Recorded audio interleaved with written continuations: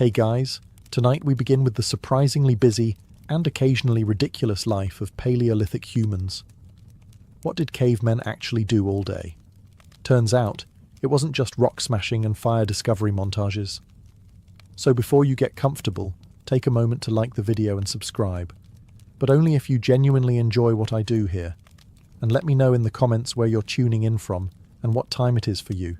It's always fascinating to see who's joining us from around the world.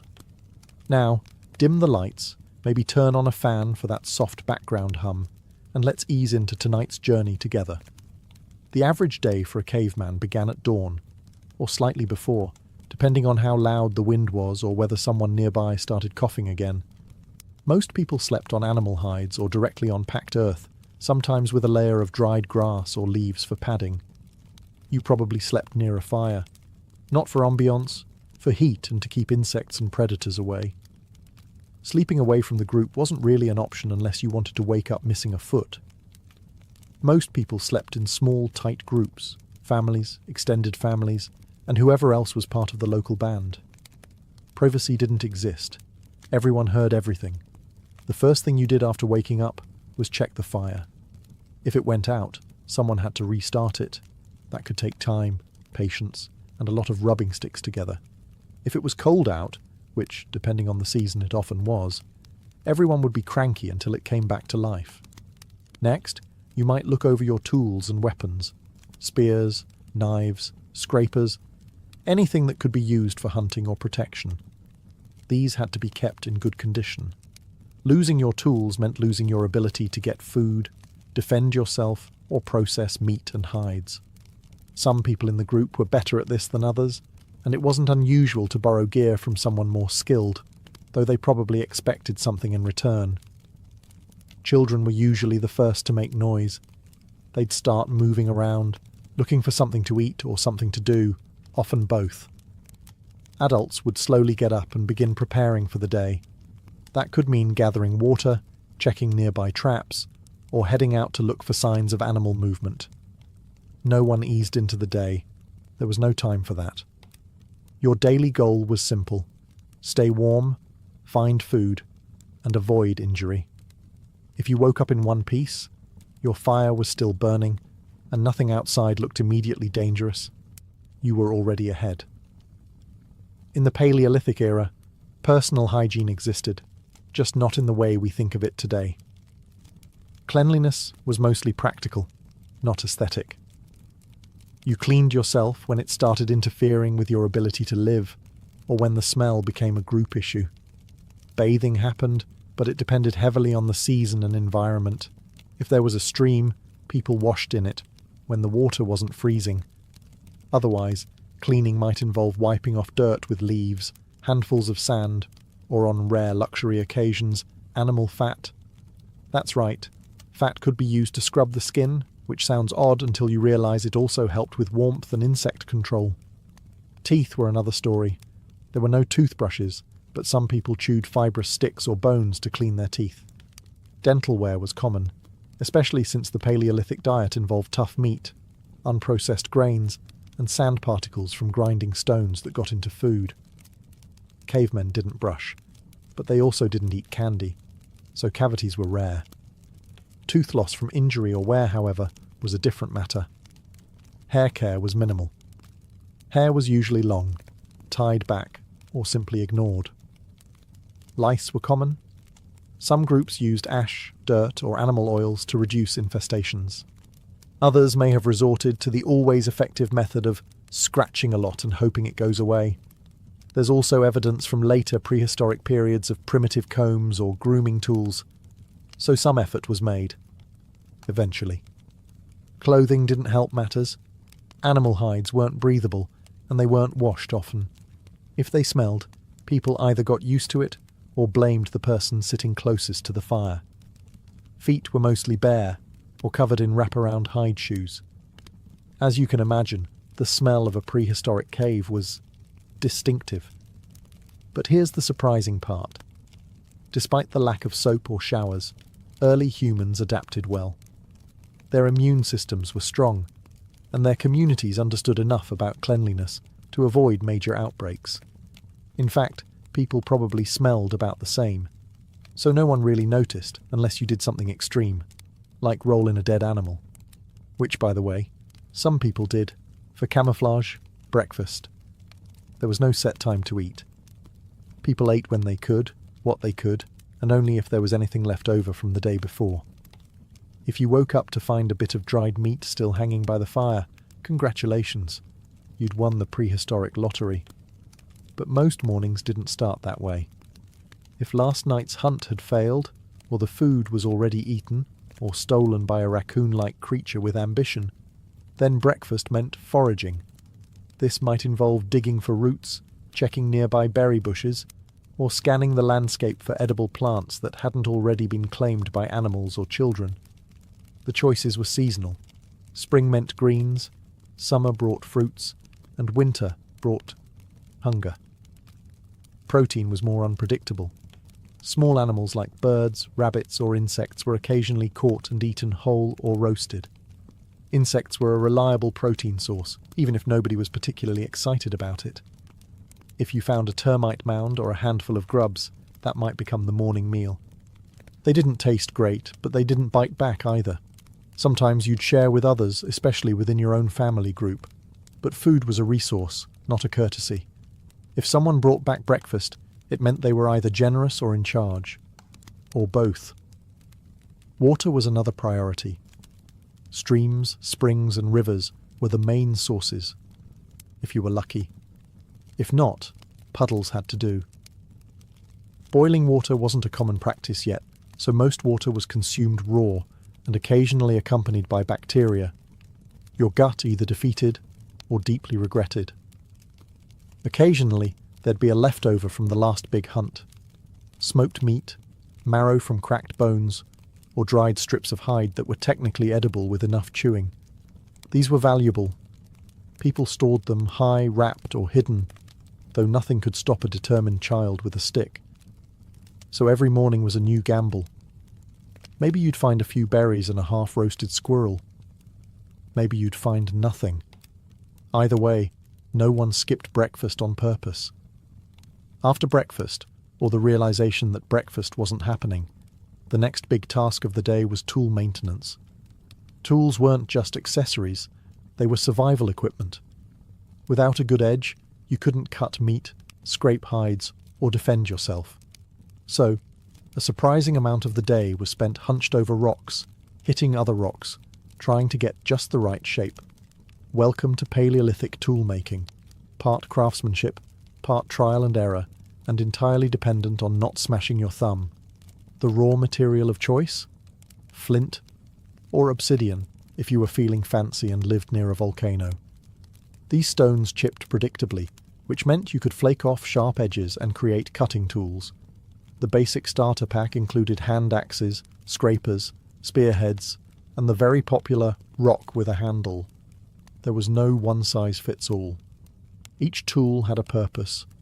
Some for butchering, others for shaping wood, and some for tasks we still don't fully understand but probably involved hitting things. Most people made their own tools, but like everything else, some were better at it than others. If someone in the group had a knack for making perfectly balanced spear points, they earned respect, and requests. Sharpening tools was constant. A dull edge was basically useless, and worse, dangerous. You'd either hurt yourself or waste time. Stones were ground, flaked, and tested daily. And yes, sometimes this meant spending 2 hours making something that broke after 2 minutes of use. You didn't complain. You just started over. Toolkits were often passed down, traded, or even stolen. If you lost yours, you weren't just embarrassed. You were in serious trouble. The moment you had nothing sharp on hand was usually the moment something with claws showed up. Occasionally, creativity kicked in. Someone might tie a rock to a stick with animal sinew and call it a hammer. Others discovered bone tools, flexible, lightweight, and perfect for fine tasks. These innovations were the seeds of later technological revolutions, even if their inventors were mostly just trying to cut something faster. Once the tools were ready, and breakfast, or the lack thereof, had been resolved, it was time to tackle the main event, the hunt. Hunting in the Paleolithic world wasn't a solo hobby. It was a full-team operation, often involving every able-bodied member of the group, plus one guy who mostly shouted useful things like, "Go left," and "That's not a deer." Large animals were the jackpot. Mammoths, bison, wild horses. Anything big enough to feed the entire group for a week was worth the risk. But they were also dangerous. Mammoths didn't just stand around waiting to be speared. They were fast, heavy, and had no patience for hairless bipeds with wooden sticks. Planning a hunt took real coordination. Scouts went ahead to track herds. Others prepared traps, pits covered with branches, natural choke points near rivers, or just steep cliffs if the group was feeling ambitious and slightly reckless. Then came the ambush, yelling, spear throwing, and a lot of running. The hope was that something large would go down, preferably before someone in your group did. For smaller game, deer, boars, or even rabbits, the process was more straightforward. Spears, clubs, and clever ambushes were used. Traps and snares helped too, especially for solo or small group hunters. But even with smaller animals, things went wrong. One misstep, and suddenly you were chasing a pig through the woods while trying to explain to your group how you almost had it. Sometimes the hunting party came back victorious, dragging meat, bones, and bragging rights. Other times they came back with nothing but scrapes and excuses. The wind shifted was a popular one. So was blaming whoever sneezed during the ambush. Meat wasn't just food, it was status. The person who delivered the kill often earned first pick, more respect, and fewer chores that night. But sharing was still common. You needed your group, and burning bridges over meat led to awkward silences around the fire. Hunting wasn't just about survival. It was teamwork, risk, and real-time strategy, all while trying not to get trampled. Not everyone in the Paleolithic world chased mammoths. Some people had a much more practical job, finding things that didn't fight back. Foraging wasn't as dramatic as hunting, but it was essential, and frankly, more successful most of the time. You didn't always catch a deer, but odds were decent you'd find a berry bush. The foraging crew, often made up of women, older adults, and kids who weren't old enough to throw a spear without hitting a tree, covered a lot of ground. They searched for edible plants, berries, nuts, roots, seeds, mushrooms, and anything else that didn't taste like regret. Knowing what was safe to eat was a matter of experience, trial and error, and unfortunately, the occasional funeral. Foragers developed strong mental maps of their terrain. They remembered which valleys had tubers, which trees dropped the best nuts, and which plants looked edible but definitely weren't. They passed this knowledge down carefully. Mistaking a good route for a poisonous one could turn your afternoon snack into an emergency. But it wasn't all safe and slow-paced. Sometimes foragers had to deal with wildlife too. Competing with birds, squirrels, or even bears over berries was a very real thing. And stepping into a wasp nest while reaching for honey was a mistake no one made twice, voluntarily. Foraging also meant multitasking. While gathering food, people might also collect firewood, feathers, bark, or herbs for medicine. Children tagged along, learning the ropes, and occasionally trying to eat things they shouldn't. You kept an eye on them, and tried not to lose track of anyone while arguing over whether that mushroom looked weird this time. The food gathered was often more reliable than hunted meat. Plants don't run away, nuts don't stab you, and if you timed it right, a single day's harvest could feed the group for several meals, or at least provide snacks between failed hunts. Foragers were the quiet heroes of the tribe. They weren't dramatic, they didn't show off. But when the hunting party returned empty-handed, it was the gatherers who saved dinner. If there was one thing that made Paleolithic life even remotely manageable, it was fire. Fire cooked your food, kept you warm, scared off predators, and let you see your own feet after sunset. Without it, your odds of survival dropped fast, which is why every group had an unspoken rule: don't let the fire go out. Someone, usually whoever got the short end of the stick that day, was put on fire duty. This meant keeping an eye on the flames, feeding it with wood, and occasionally panicking if the wind shifted or the coals looked too dim. It wasn't glamorous, but it was essential. You could go without breakfast. You could limp through a bad hunt.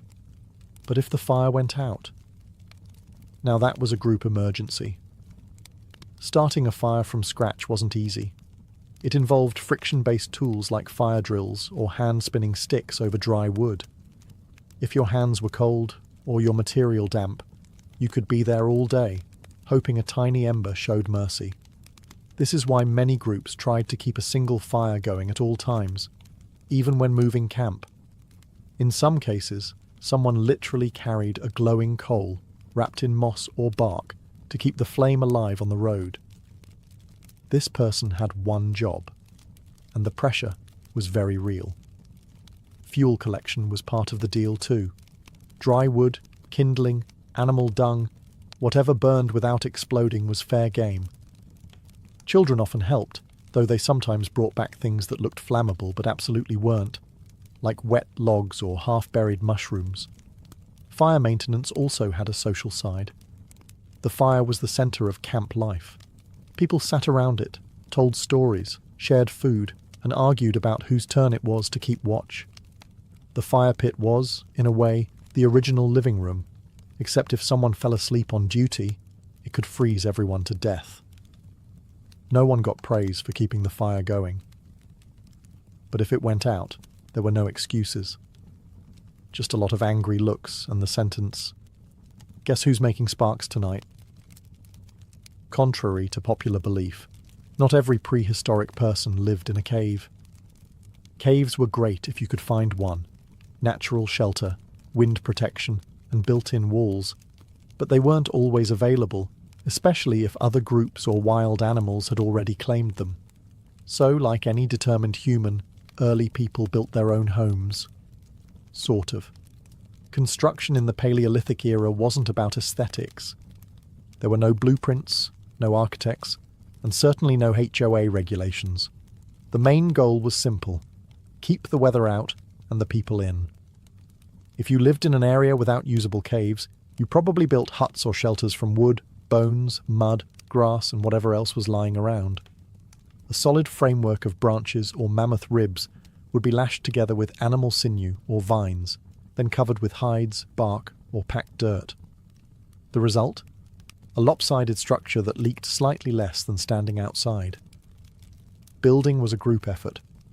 One person held the sticks, another did the tying, and someone stood nearby pretending they knew what they were doing.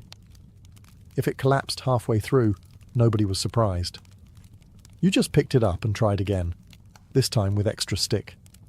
Weather was always a problem. Rain turned dirt floors into mud pits. Wind could rip hide coverings away like nature was trying to redecorate. Snow crushed entire shelters if they weren't reinforced. That's why some groups built seasonal structures. Light summer huts that could be quickly abandoned, and heavier winter shelters for long, miserable stretches of frozen time. Insulation was a luxury. If you were lucky, animal hides covered the walls and floor. If not, you just layered up and complained. The fire stayed in the centre, ideally with a hole in the roof to let smoke out, though it usually let in just as much cold. Furniture? Not really. A rock to sit on, a flat place to nap, and maybe a pile of hides for sleeping. Luxury was a warm corner with no drafts and a roof that didn't drip. And yet, even with limited materials, prehistoric people managed to build homes that worked. They weren't pretty, but they kept you alive, dryish, and occasionally upright during a windstorm. Parenting in the Paleolithic era came with no manuals, no podcasts, and definitely no baby strollers. Once a child was born, you were immediately responsible for keeping a small, loud, very breakable human alive in a world full of cliffs, predators, and sharp rocks. And you had to do it without losing your spear or your sanity.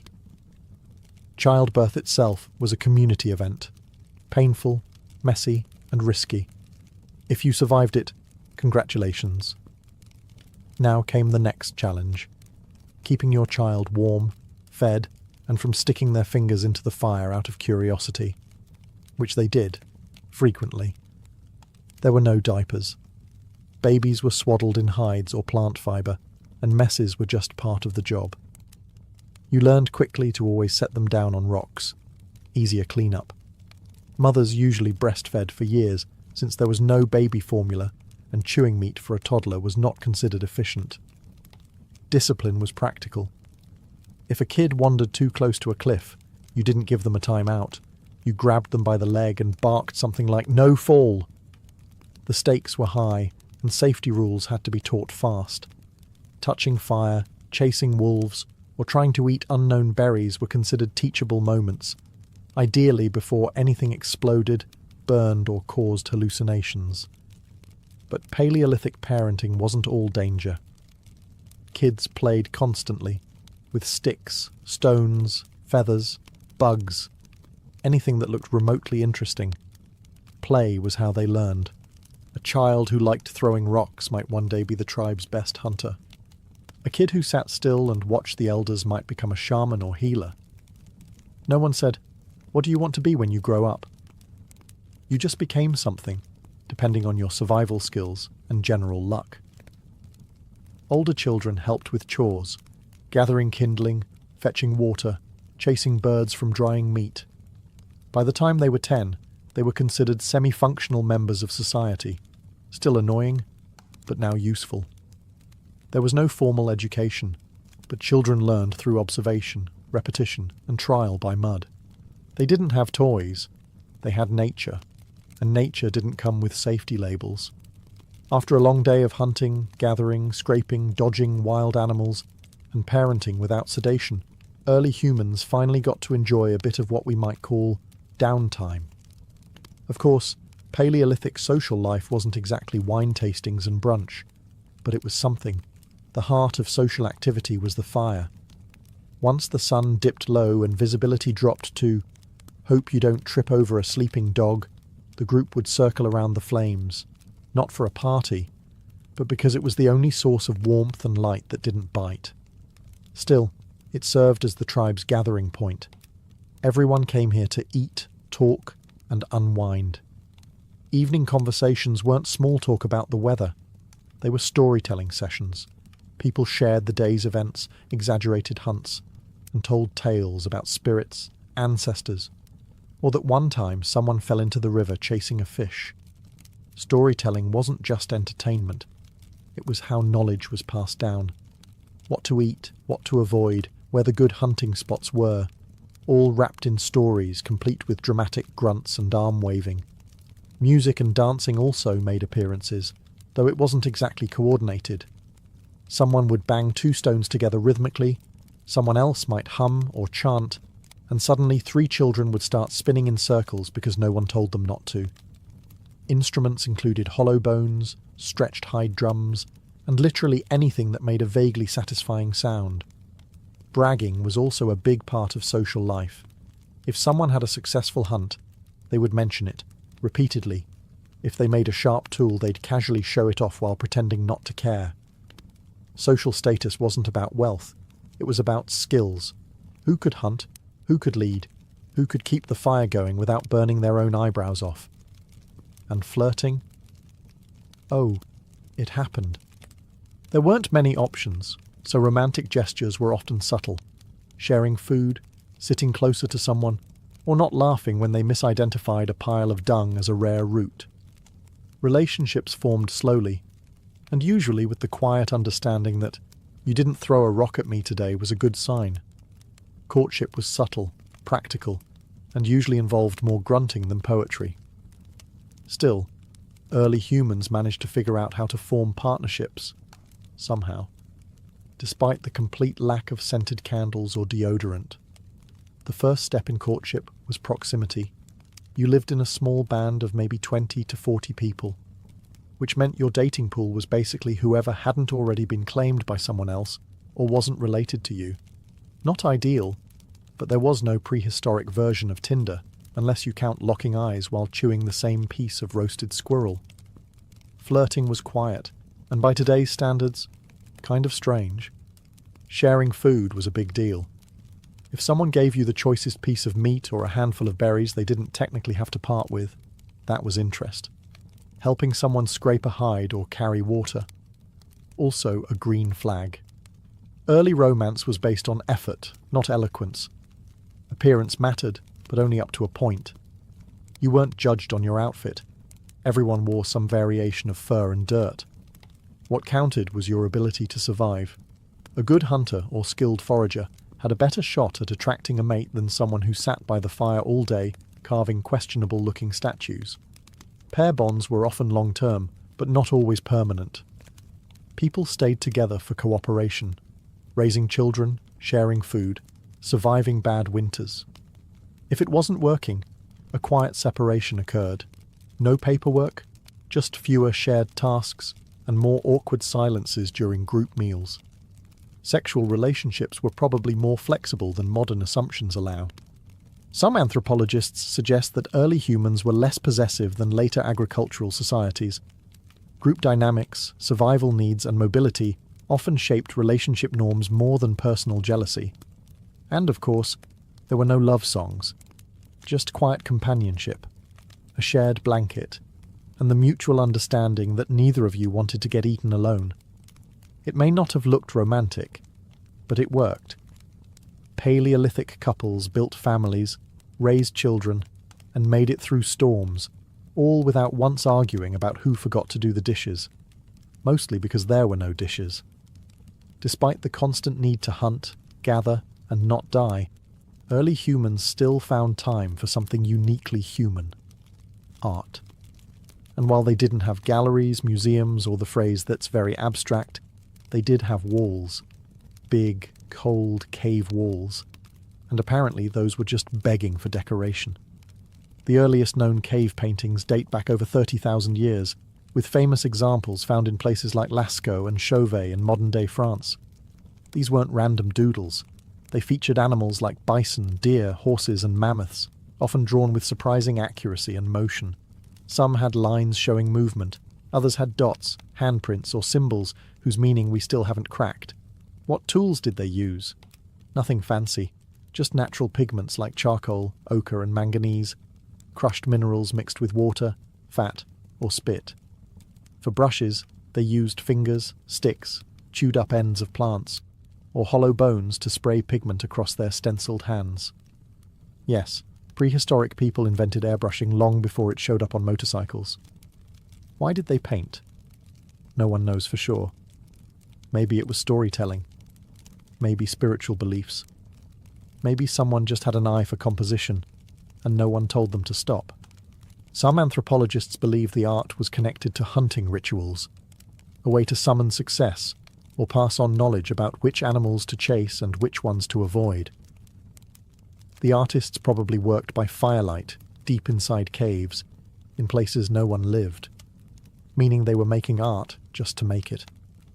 No commercial gain, no Instagram followers, just human expression in the rawest form. Kids likely got in on it too. Some caves include tiny handprints, suggesting that even little ones were taught how to make their mark, literally. And while we'll never know who made the first bison sketch, odds are someone stood behind them, grunting in approval or offering very unhelpful critiques. What's remarkable is that this art lasted. Long after the huts rotted and the fire pits crumbled, those painted animals still gallop across cave walls. Proof that even 30,000 years ago, humans needed more than just food and shelter.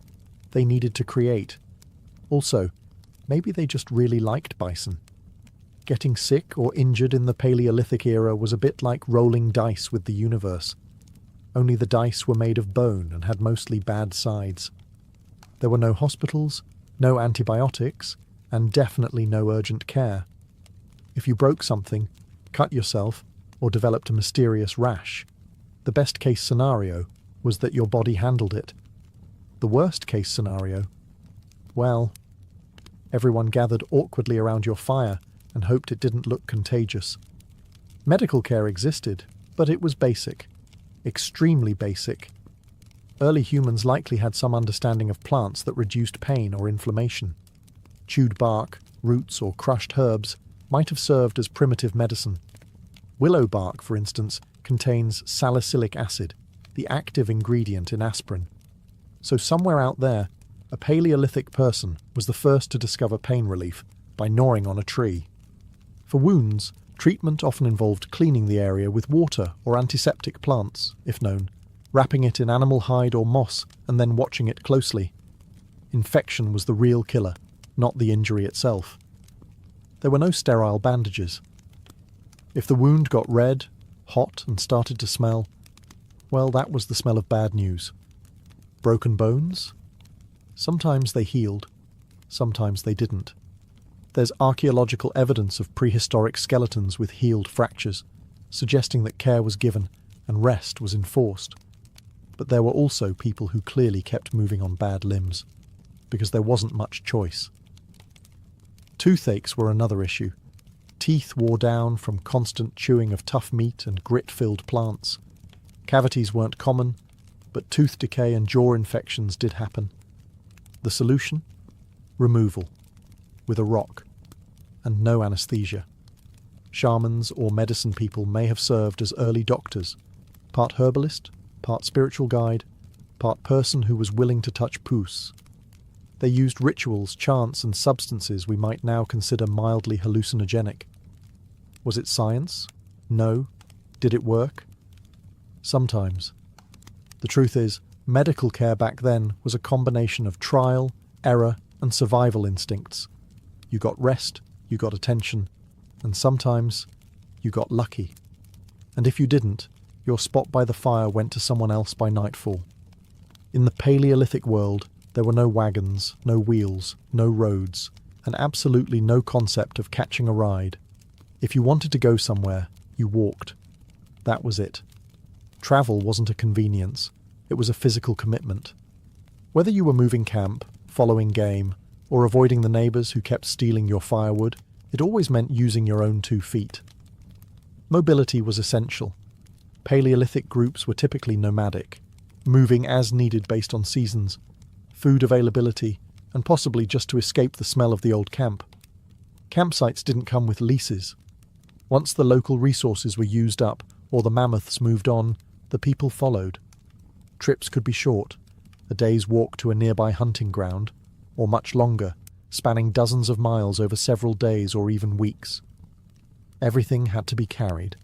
Tools, hides, fire-starting gear, food, if there was any left, and children all had to be packed up and hauled on your back. There were no suitcases, just bags made from leather or baskets made from woven reeds. And don't forget the weather. Travelling meant exposure. Rain, wind, snow. You endured it all, possibly while trying to convince a tired 5-year-old that yes, they really did have to keep walking. Again, uphill. Navigation wasn't done with maps. People used memory, landmarks, star patterns, animal tracks, and oral knowledge passed through generations. That mountain that looks like a sleeping bear, or the bend in the river that smells funny, were as close to street signs as you got. Group movement had to be organised. Scouts might go ahead to check for threats. Everyone else moved carefully, often in single file. If someone got injured, the entire group slowed down. If the weather turned, you found shelter. Fast. Speed was important, but so was staying together. Getting separated in prehistoric wilderness was rarely survivable. Despite all that, people covered serious ground. Fossils and artifacts show that Paleolithic humans migrated across continents, on foot, no GPS, no water bottles, no Spotify, just survival, sore feet, and the unshakable human drive to see what was beyond the next hill. After a long day of hunting, gathering, walking, parenting, tool fixing, and generally not dying, early humans ended their day in the only place that made sense: around the fire. The sun dropped quickly, and with no electric lights or lanterns, darkness arrived fast and without negotiation. That's when the group settled in for the night's final act, equal parts winding down and survival maintenance. Dinner, if you were lucky, involved roasted meat, boiled roots, or whatever edible thing didn't escape earlier. Meals were shared communally, everyone sitting in a loose circle, crouched or cross-legged, eating with hands, bones, or the occasional sharpened stick. There was no formal etiquette, but unspoken rules definitely applied. For example, don't snatch the last bite unless you were the one who speared it. After eating, people talked. Not just survival plans or food logistics. They shared stories, myths, memories, cautionary tales about that one guy who tried to hug a porcupine. Oral storytelling was the Paleolithic version of Netflix minus buffering. These stories passed down knowledge, entertained kids, and probably exaggerated everyone's hunting skills by at least 30%. Sometimes there was singing, rhythmic, simple chants or calls passed between voices. A piece of bone might double as a flute. A hollow log? Drum? The music wasn't polished, but it didn't have to be. It kept the cold away just a little longer. By now, most people were physically drained. The day didn't leave much energy for deep philosophical discussions. Kids passed out first, curled up next to parents or in a pile of furs. Adults lingered longer, staring into the fire like it held answers. Or maybe just zoning out. Same thing. Before sleep, someone always checked the fire, the unsung hero of the group. If the flames looked low, they were fed. If the wind shifted, barriers were adjusted. And if someone forgot to check, well, they'd hear about it first thing in the morning. In December 1938, two German scientists, Otto Hahn and Fritz Strassmann, bombarded uranium with neutrons, and the results were baffling. They hadn't just altered the element, they had split it. Nuclear fission had just been discovered. Word of the experiment raced through the global physics community like a lightning strike. And while the implications were still theoretical, one thing was instantly clear. If fission could be controlled and harnessed, it could unleash an explosion of unimaginable power. And that terrified the scientific world, especially in the United States, because Nazi Germany, home to some of the brightest physicists on Earth, had just taken the first step toward a doomsday weapon. Physicist Leo Szilard, a Hungarian Jew who had fled Europe, immediately grasped the stakes. If Hitler's scientists built an atomic bomb first, the world wouldn't just lose a war, it might lose its future. Alongside fellow refugee Albert Einstein, Szilard drafted a letter to President Franklin D. Roosevelt, warning that the Germans might be working on exactly that. Einstein signed it. The letter was delivered in October 1939. Less than 2 months after World War II had begun. Roosevelt didn't rush into action, but he didn't ignore it either. He formed an advisory committee on uranium. Funding trickled in, slowly. At first, the United States simply wasn't ready to take nuclear physics seriously as a weapon of war. That would soon change. By 1941, the British had confirmed the bomb's feasibility. Japan had attacked Pearl Harbor. The US had entered the war. And what started as a vague concern suddenly became a high-stakes, time-sensitive race. Enter General Leslie Groves, a no-nonsense military man who'd just built the Pentagon. He was appointed head of the newly minted Manhattan Engineer District in 1942. Its purpose? Simple on paper. Build an atomic bomb before the Nazis did. In practice? It was the most secretive, expensive, and scientifically complex project ever attempted.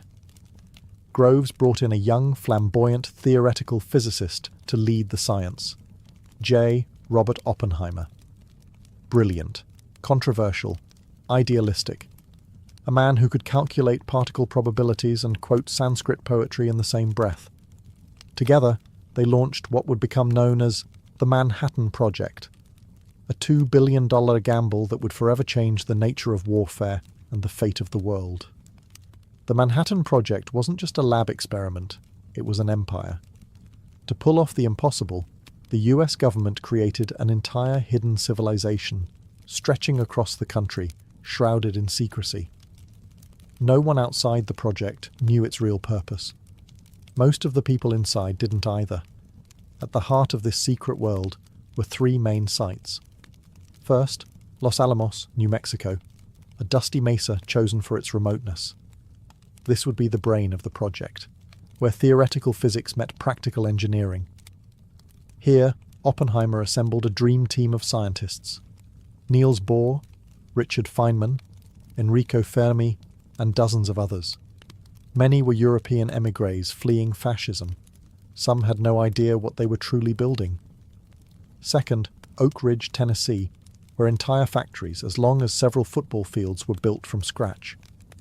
Their mission? Enrich uranium, one of the two elements needed for an atomic bomb. Problem was, uranium-235 was incredibly rare, less than 1% of natural uranium. So engineers tried everything: gaseous diffusion, electromagnetic separation, even calutrons. Thousands of workers, most of them women, operated machinery they didn't understand, never knowing they were helping enrich bomb fuel. Third, Hanford, Washington, where plutonium was bred. This was the second path to the bomb. Plutonium didn't occur naturally in usable amounts, but in huge nuclear reactors, built in the middle of nowhere, uranium could be bombarded to produce it. Then it had to be extracted, refined, and shipped to Los Alamos for weaponization. The reactors ran around the clock, creating a new element, and new nightmares. Radiation leaks, contamination, and the birth of the nuclear age's environmental costs all began here. Over 130,000 people worked on the Manhattan Project, more than the population of some US states at the time. They built secret towns, complete with housing, schools, stores, and security fences. Mail was censored. Phone calls were monitored. Workers were told only what they needed to know. Even Vice President Harry Truman had no idea what the project was until he became president. This wasn't just a science project. It was industrial, military, bureaucratic, and deeply human. People fell in love, gave birth, suffered accidents, got bored, and died, all in service of an invention they couldn't name. The project had become a hidden America, and it was inching closer, day by day, to building the deadliest weapon in history. J. Robert Oppenheimer wasn't your typical military contractor. He wasn't even a typical scientist.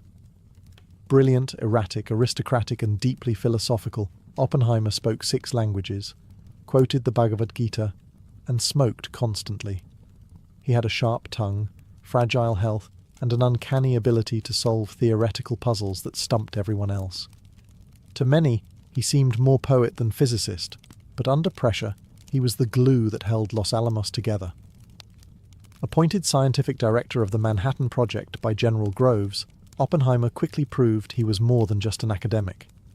He had an intuitive understanding of people and politics. He could inspire loyalty and manage egos. No small feat considering he was working with some of the most brilliant minds on Earth, each with a Nobel Prize-level intellect and a reputation to match. But he also had a dark side. Oppenheimer's earlier associations with Communist Party members, including his brother and his mistress, Jean Tatlock, raised red flags for military intelligence. Groves overruled objections and pushed ahead with Oppenheimer anyway, but the file on him was thick and getting thicker. Still, Oppenheimer's ability to visualize how theoretical physics could become physical machinery made him indispensable. At Los Alamos, he led with a mix of charisma and obsession, often sleeping just a few hours a night. He'd race between chalkboards and meetings, scribbling formulas, arguing designs, and chain-smoking until dawn.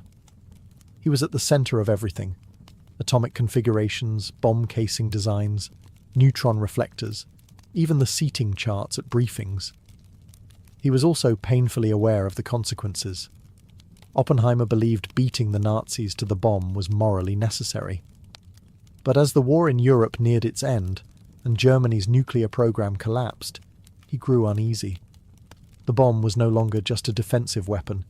It was becoming a political weapon. This paradox haunted him. He had summoned the greatest minds of the age to unleash destruction never before imagined. Every success brought them closer not to victory, but to a line that once crossed could never be uncrossed. In private, Oppenheimer remained conflicted. In public, he remained focused. As the team finalized bomb designs, one chilling truth grew clearer. They wouldn't just be changing warfare, they'd be changing the nature of humanity's relationship with power itself. By late 1944, theory had given way to blueprints. Blueprints became parts. Parts became prototypes. The Manhattan Project was no longer an experiment. It was an assembly line for Armageddon. But building a nuclear bomb wasn't like building a tank or a plane. This was uncharted territory, and nothing came easy. Engineers, machinists, and physicists at Los Alamos were now focused on two types of bombs, each with its own terrifying complexity. The first was the uranium bomb, nicknamed Little Boy. It relied on the principle of a gun-type mechanism. Fire one chunk of uranium-235 into another at high speed, and you get a chain reaction. Simple in concept, horrifying in practice. The enriched uranium came from Oak Ridge, Tennessee, in tiny, hard-earned quantities. Each gram took enormous effort, and they needed over 60 kilograms. Every calculation had to be perfect. There would be no test run. Little Boy would go straight to the battlefield. The second bomb, Fat Man, used plutonium. But plutonium was trickier. A gun-type design wouldn't work. Plutonium would pre-detonate, fizzling out before it reached full power. Instead, they had to develop a completely different method: implosion. This meant precisely timed explosive lenses would compress a plutonium core into a critical mass in microseconds. It was like trying to crush a steel ball evenly from all sides using dynamite, without cracking the shell. To make matters worse, plutonium was toxic, unstable, and newly invented. The scientists worked under extreme secrecy and stress. Accidents happened. In 1945, physicist Harry Daghlian accidentally dropped a tungsten brick into a plutonium core, initiating a critical reaction. He absorbed a lethal dose of radiation and died weeks later. The demon core, as it was called, would kill another scientist, Louis Slotin, months later, in an eerily similar accident. Every step forward carried a cost, physically, mentally, morally. Meanwhile, time was running out. Germany had surrendered, Japan fought on, and Washington wanted results.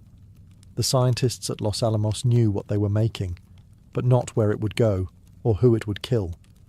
Inside the workshops, the final pieces were coming together. Metal casings, precision detonators, nuclear cores. Each component, a marvel of science. Together, they would form humanity's most lethal invention. The only thing left now was to test it.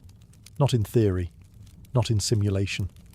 In fire, in desert, in real life.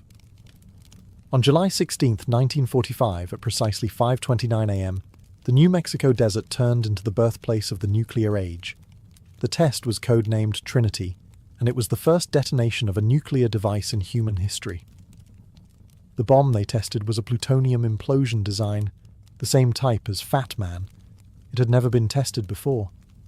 Unlike Little Boy, which the scientists believed would work based on simple physics, Fat Man's complex implosion mechanism made it unpredictable. It could fail, it could fizzle, or it could destroy everything around them. Tension ran high. Oppenheimer, Groves, and hundreds of scientists gathered at observation points miles from the detonation site. Many wore welding goggles. Some had sunscreen smeared on their faces, hoping it would protect them from the unknown light that was about to be born. Others took bets on whether the blast would ignite the atmosphere. It sounds absurd now, but back then, they genuinely weren't sure. At the exact moment of detonation, the desert exploded with a flash brighter than the sun. The shockwave knocked people off their feet. The heat could be felt over 10 miles away. A mushroom cloud soared 40,000 feet into the sky. The earth itself seemed to pause. One observer described it as being present at the birth of the world. Another said it felt like the gates of hell had opened. Oppenheimer didn't cheer. He whispered a line from the Bhagavad Gita, "Now I am become death, the destroyer of worlds." The test was a success, a terrifying, undeniable success. It confirmed that the United States now possessed a weapon that could annihilate entire cities in seconds. But it also marked the beginning of a profound moral reckoning. Photographs were taken, measurements recorded. Glass-like sand, now called trinitite, formed at ground zero. But what lingered most wasn't scientific data, it was silence, awe, and the haunting awareness that mankind had crossed a threshold that could never be uncrossed. News of the test was kept tightly sealed. President Truman, then attending the Potsdam Conference in Germany, was informed via a coded message. The baby is born. The war was still raging in the Pacific. Japan had not yet surrendered. And now, the United States held the power of annihilation. The question wasn't if they would use it. It was where and when. Less than a month after the Trinity test, the theoretical horror became a real one. The United States had 2 working bombs and a fateful decision to make. On August 6, 1945, a B-29 bomber named Enola Gay lifted off from Tinian Island. Its payload, Little Boy, the uranium bomb. The target, Hiroshima, a city of military importance, but also full of civilians. At 8:15 a.m., the bomb was released. 43 seconds later, the sky erupted. The explosion leveled 5 square miles of the city. Temperatures reached 7,000 degrees Fahrenheit at the epicenter. Over 70,000 people died instantly, vaporized or crushed. Fires raged.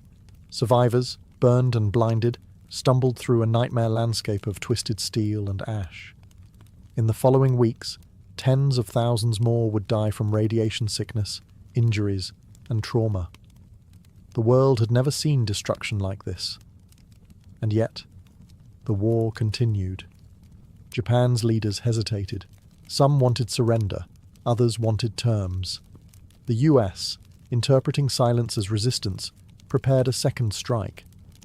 On August 9th, the plutonium bomb, Fat Man, was loaded onto another B-29, Boxcar. The primary target was Kokura, but cloud cover forced a change. The bomb was dropped over Nagasaki at 11:02 a.m.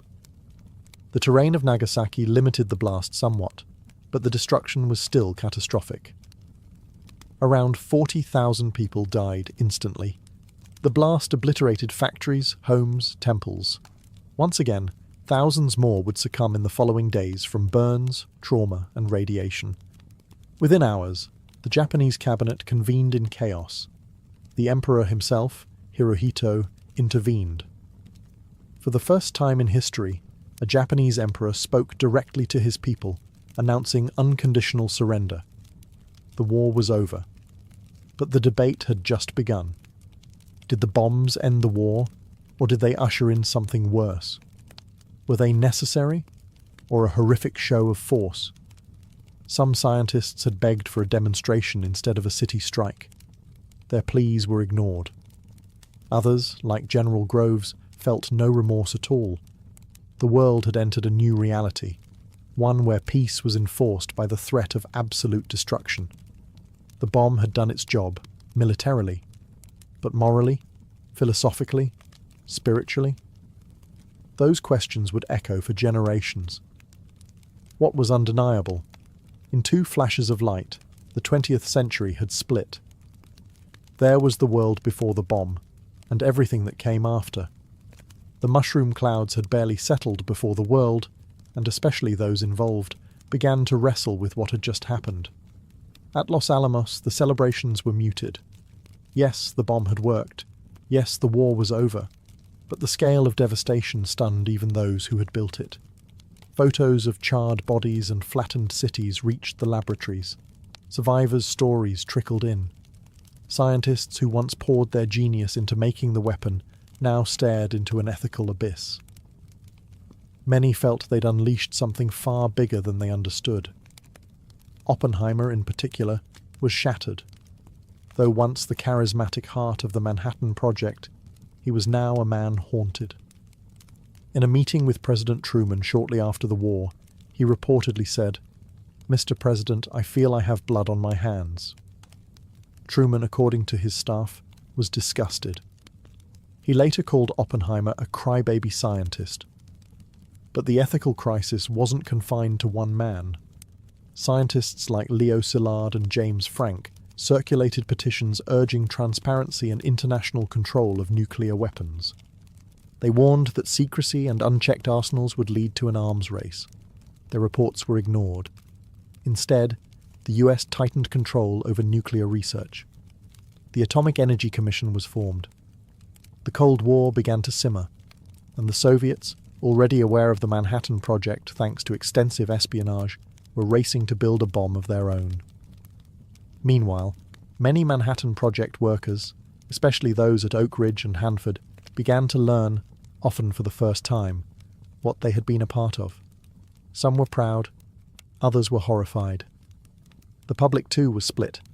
American newspapers cheered the end of the war. But slowly, images of Hiroshima and Nagasaki began to appear. Questions followed.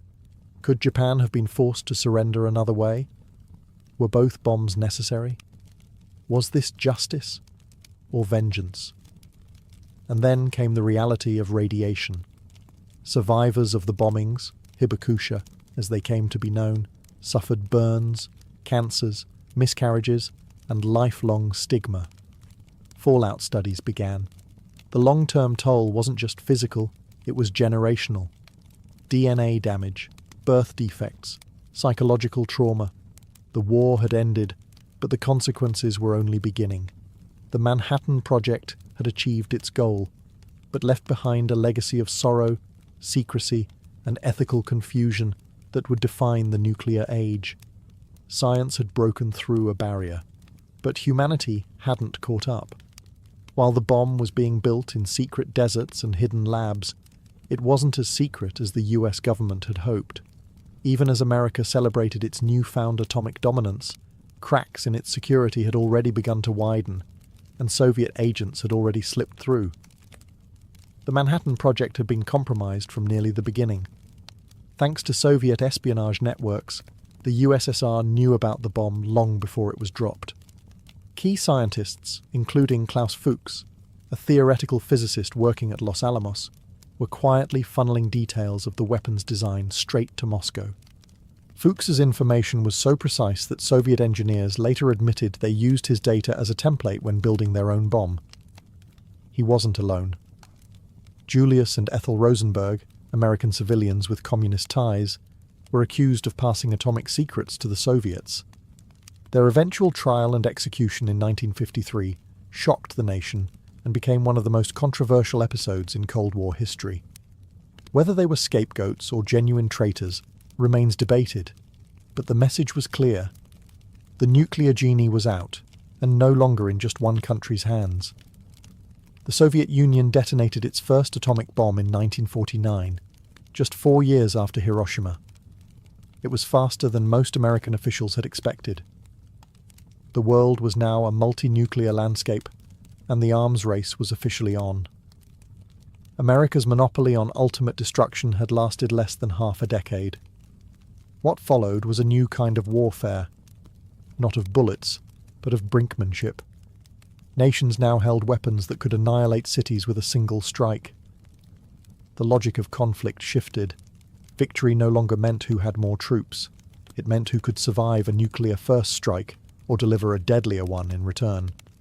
Back in the US, paranoia grew. Loyalty oaths, background checks, HUAC hearings, the Red Scare.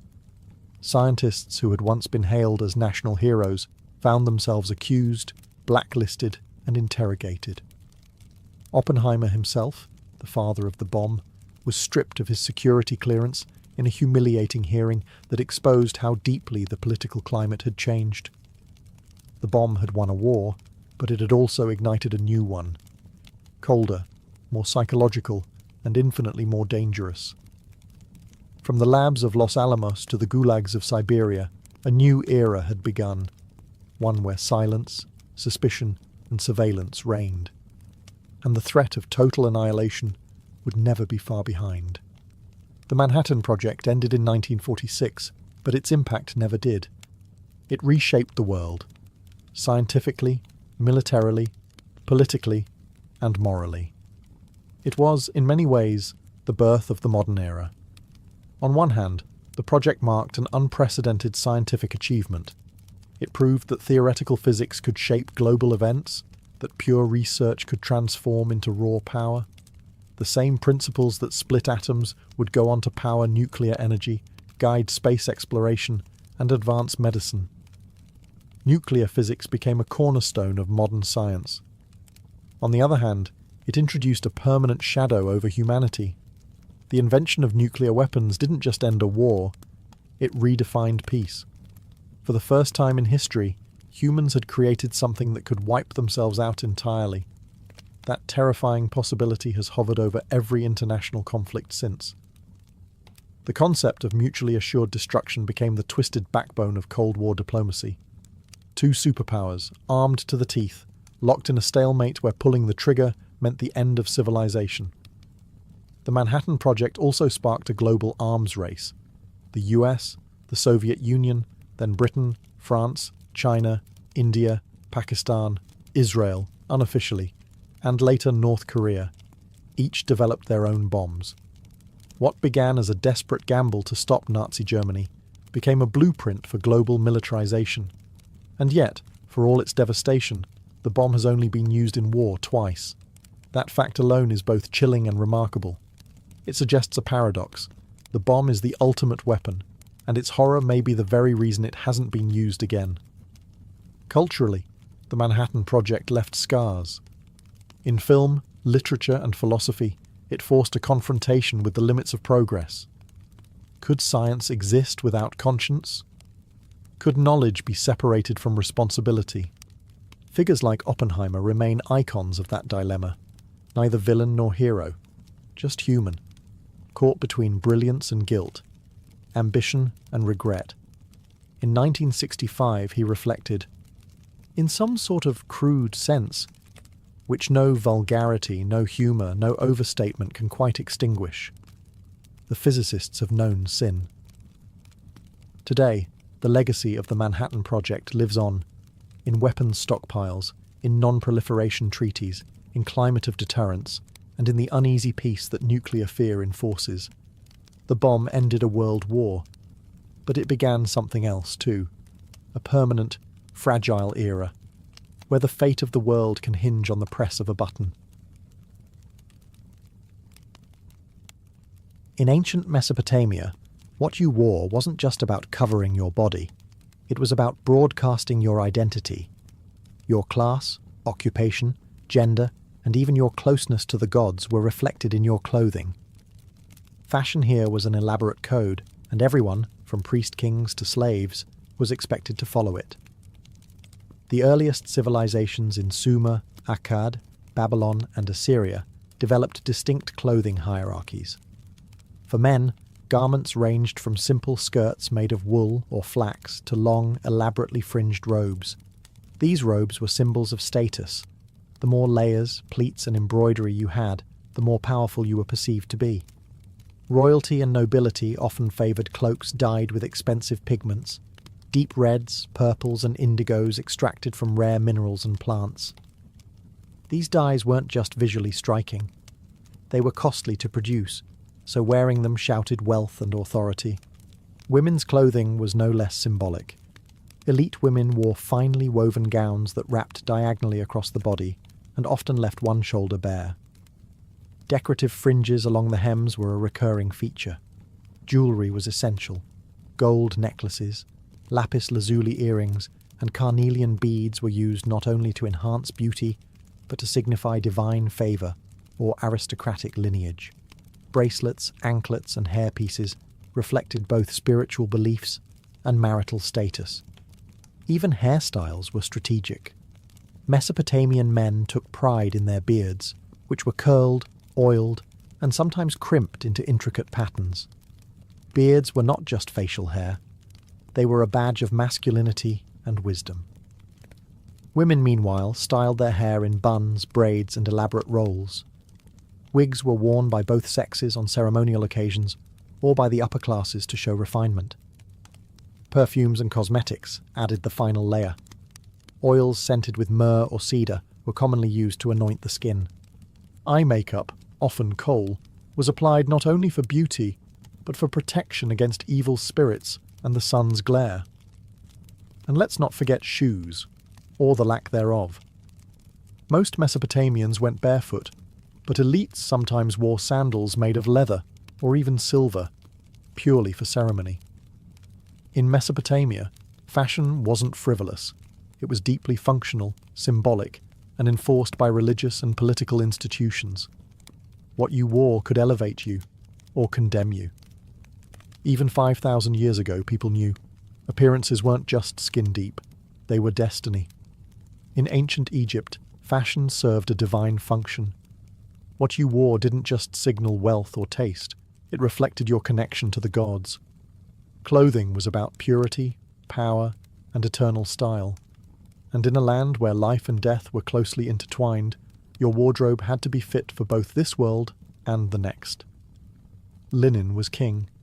Derived from flax, it was the primary fabric for all Egyptians, soft, lightweight, and perfect for the desert heat. But not all linen was equal. The upper class wore finely woven, almost transparent linen that clung to the body in elegant folds. Pharaohs and nobility wore pleated kilts and robes with ornate sashes, often starched and shaped to dramatic effect. The whiter and finer the linen, the more it symbolized purity and favor with the gods. For women, fashion was both sensual and symbolic. Elite women wore sheath dresses, known as calasiris, that were tight-fitting and often supported with shoulder straps. These dresses left little to the imagination, but in Egyptian culture, beauty and fertility were divine virtues. Clothing was designed to highlight the natural form. Modesty, as we know it today, wasn't the goal. Harmony and sacred aesthetics were. Jewelry was more than adornment. It was spiritual armor. Amulets shaped like scarabs, ankhs, and eyes of Horus were common. Gold was the preferred metal of the gods, believed to be incorruptible. Necklaces like the broad collar, or wesek, were worn by both genders and layered with precious stones, turquoise, lapis lazuli, and carnelian. These weren't just pretty, they offered protection and favour from the divine. Wigs were a daily fashion choice for elites. While most Egyptians shaved their heads for hygiene and to ward off lice, wigs, made of human hair or plant fibres, signalled rank and beauty. Some were enormous, intricately braided, and perfumed with cones of scented wax that melted in the heat, releasing fragrance throughout the day. Makeup was essential. Kohl eyeliner wasn't just stylish, it protected the eyes from the sun's glare and was believed to ward off evil spirits. Men and women both wore green malachite eyeshadow and red ochre lip stain. Looking good was serious business, because the gods were always watching. From pyramid workers to priests to queens, what you wore in Egypt wasn't just a fashion choice. It was a sacred statement about your status, your soul, and your journey into eternity. At first glance, ancient Greek fashion might seem simple, flowing fabrics, minimal seams, and clean lines. But look closer, and you'll see a world coded with identity, status, and civic values. In Greece, especially during the classical period, clothing wasn't about extravagance. It was about order, proportion, and philosophy. Literally. Greek garments were typically made from rectangular pieces of wool or linen, artfully draped and pinned rather than cut or tailored.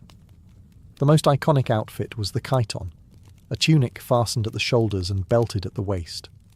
Men's chitons were usually knee-length, while women's reached the ankles. But even that length was a message. Long chitons on men signalled youth or priesthood, while short ones meant athleticism, labour, or military life. Over the chiton, both genders might wear a hymation, a large cloak draped over one shoulder. Philosophers famously wore it wrapped tightly, creating a dignified, severe look that mirrored their stoic ideals. The hymation became a silent advertisement for intellect and civic virtue. Women also wore the peplos, a heavier woolen garment folded over at the top, creating a double layer across the torso. This fold, called the apoptygma, was both decorative and symbolic. It highlighted modesty and femininity, ideals prized in Athenian society. The way a woman wore her peplos could signal her marital status, her mourning, or even her alignment with religious festivals. Colour played a subtle but important role. White was associated with purity and ceremony. Dark garments were worn during mourning, Saffron yellow and rich purples, though rare and expensive, appeared during special rituals or in elite households. Patterns were minimal, but geometric borders and embroidery along the hem or neckline added visual weight and social distinction. Hair and accessories were carefully curated. Men often kept their hair short, while women's hairstyles varied widely. Braids, buns, and curls all had their season. Jewellery was elegant but restrained. Gold earrings, intricate hairpins, and bracelets shaped like snakes or leaves. Shoes were optional. Many Greeks went barefoot at home or during ritual events. When they did wear footwear, it was typically simple leather sandals or soft boots. Form met function. Greek fashion was elegance through discipline. In a society obsessed with balance and virtue, the drape of a tunic or the tie of a sash wasn't just aesthetic. It was a reflection of how one lived, thought, and contributed to the polis. If the Greeks used fashion to express ideals, the Romans used it to display dominance. Roman clothing was bold, regulated, and highly symbolic, designed to reflect the empire's strict social hierarchy and its love for spectacle and control. What you wore in Rome wasn't just a personal choice, it was often a legal requirement. The most iconic Roman garment was the toga, and it wasn't for comfort. Reserved for Roman male citizens only, especially the elite, the toga was a massive semicircular woolen cloth draped intricately over the body. It required practice, or a personal slave, to wear properly. The colour, size, and decorative stripe of your toga immediately signalled your status. A toga virilis, plain and white, was worn by adult male citizens.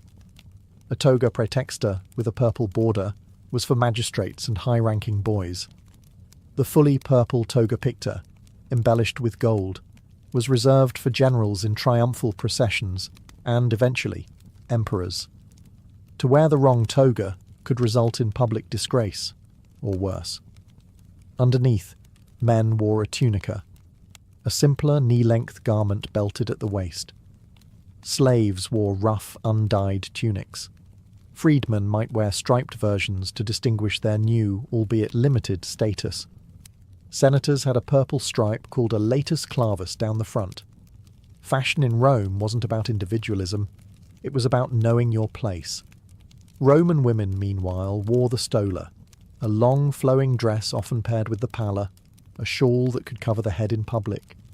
Respectable matrons wore distinct stolae as a badge of their chastity and virtue. Prostitutes, by contrast, were banned from wearing them, a literal fashion divide between dignity and disgrace. Jewellery was abundant, especially among women. Rings, necklaces, fibulae, brooches, and earrings were not just decorations. They were currency, status markers, and political gifts. Wealthy women wore elaborate hairstyles, often piled high with curls, braids, and pins, a fashion that required both a mirror and several servants. Footwear ranged from simple sandals to leather boots dyed red, green, or black. Senators even had their own shoe style, the calceus, marked by a black leather finish and laces across the ankle. In Rome, clothing was law, art, and propaganda rolled into one. To be dressed appropriately was to embody Rome's values: discipline, hierarchy, conquest, and civic pride. A toga wasn't just cloth. It was the Roman Republic, draped in wool.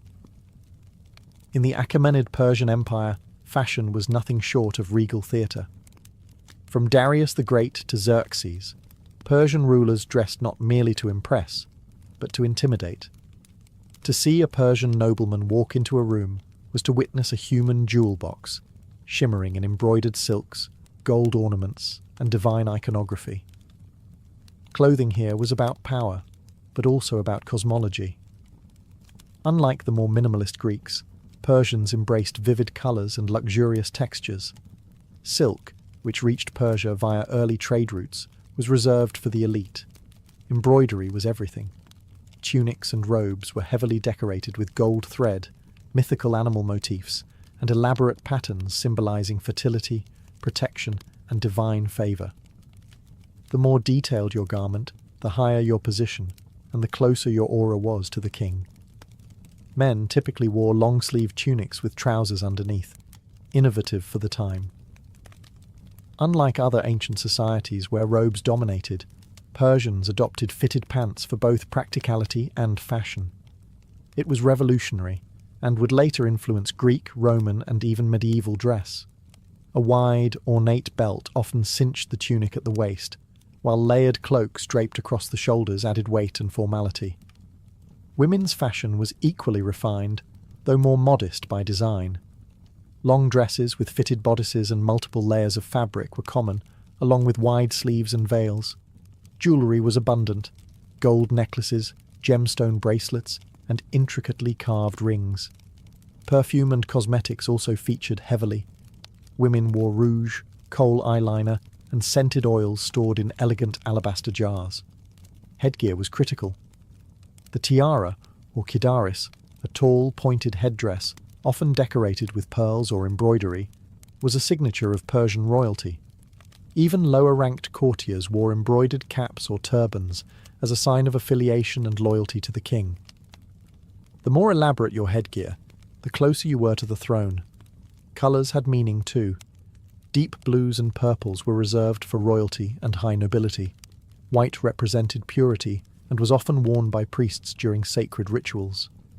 Red and gold were symbols of fire, the sacred element of Zoroastrianism, Persia's dominant faith. Persian fashion was never accidental. Every fold, every gem, every stitched griffin or lion carried a message. The cosmos is ordered, the king is divine, and you, based on your clothes, better know your place in it. In ancient India, fashion was an art form tied intimately to religion, climate, and cosmic balance. From the Vedic period through the Maurya and Gupta empires, Indian clothing reflected a deep philosophical worldview, where texture, colour, and drapery were not just aesthetic, but sacred. The cornerstone of ancient Indian fashion was unstitched cloth. Instead of tailoring, garments were wrapped, folded, and draped in a variety of regional and symbolic styles. This wasn't a shortcut, it was a principle. In Hindu belief, stitching was sometimes considered impure for ritual wear, so flowing fabrics became the canvas of self-expression and spiritual identity. For men, the most common garment was the dhoti, a rectangular piece of cloth, often white or saffron, wrapped around the waist and tied in a knot. It could be formal or casual, and the style of folding differed by region and caste. Priests, for example, wore it in specific ritual folds that aligned with religious ceremonies. Women wore the sari, still famous today, but in ancient times it looked quite different. It was usually a single piece of cloth up to 9 yards long, wrapped around the waist with one end, the palu draped over the shoulder or head. It left the midriff bare, not as a fashion statement, but as a gesture of fertility and cosmic openness. In many temples, goddesses were adorned in this exact style, reflecting the sacred femininity of the land. The choli, the blouse worn under a sari, emerged later in history. In earlier periods, upper body coverings varied greatly depending on social norms and climate. In some areas, especially in southern India, women wore the sari without a blouse at all, while in colder regions, shawls and veils were added. Textiles were India's pride.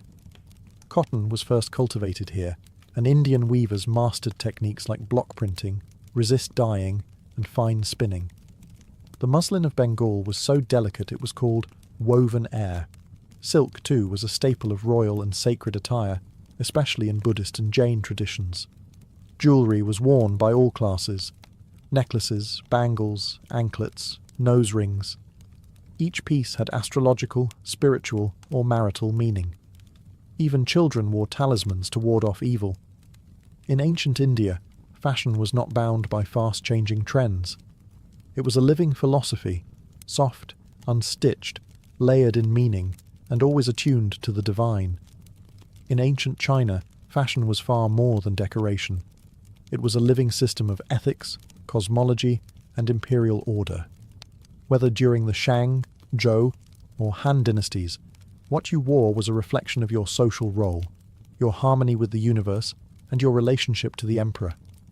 the most iconic garment in early Chinese history was the hanfu, a flowing robe with wide sleeves, a crossed collar, and a sash at the waist. It wasn't just a fashion staple. It was a visual embodiment of Confucian ideals. Modesty, structure, and respect for hierarchy were sewn into every pleat. Men and women alike wore hanfu, but the details — colour, fabric, trim, and length — differed dramatically based on class, age, and occasion. Colours were strictly regulated. Under the Zhou dynasty, colour codes were established to align with the five elements philosophy: yellow for earth, centre; red for fire, south; blue-green for wood, east; white for metal, west; and black for water, north. Yellow was especially sacred, reserved for the emperor alone. To wear it as a commoner was a direct insult to the throne. Layering was key. Nobles and scholars wore multiple robes atop one another, not just for warmth or beauty, but as a symbol of refinement. The more layers, the more elevated your rank.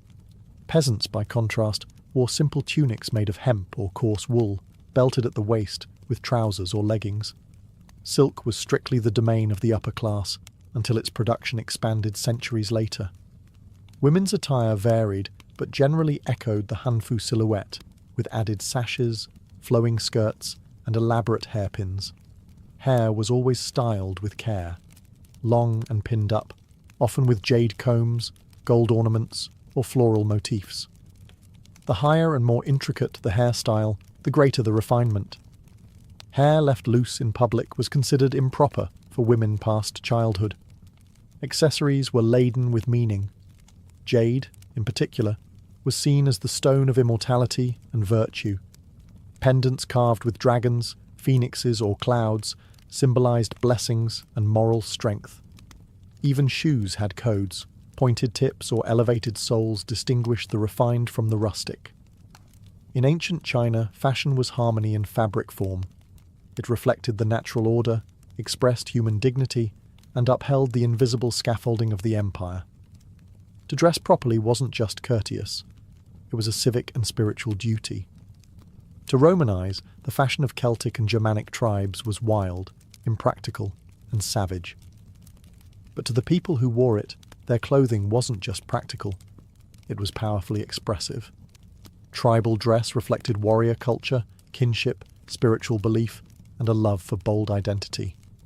Where Mediterranean fashion emphasized order and hierarchy, the so-called barbarians leaned into individuality and flair. Let's start with the Celts.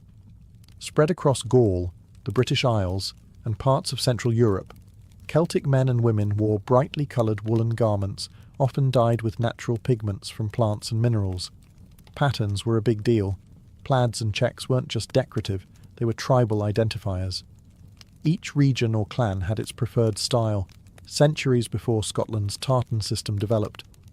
Men typically wore long-sleeved tunics, belted at the waist, with trousers known as bracca, a radical departure from the robe-based attire of Rome or Greece. These trousers were warm, flexible, and ideal for horseback riding and combat. Warriors often went shirtless into battle, covered in tattoos or blue war paint made from woad, a nod to both intimidation and sacred ritual. Celtic women wore layered dresses or skirts with shawls or cloaks fastened by elaborate brooches, called fibulae. Jewellery was worn in abundance. Thick neck rings called torques, bangles, spiral earrings, and amber beads.